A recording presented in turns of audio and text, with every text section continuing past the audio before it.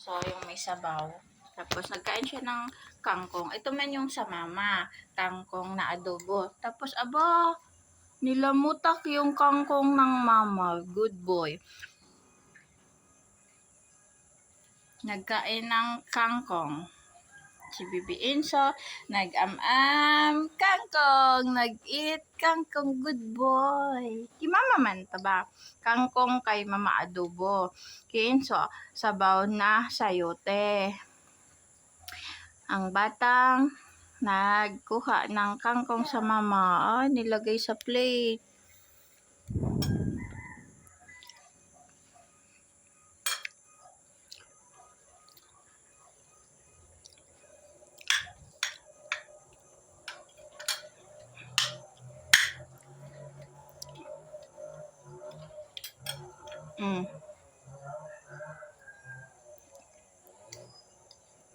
Yummy.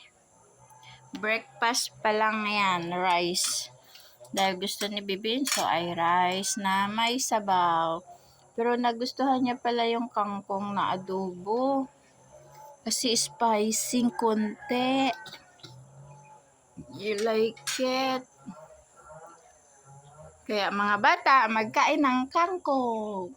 Dahil si Bibi Inso ay nagkain ng kangkong. Lami, 1 year old, nagkain ng kangkong.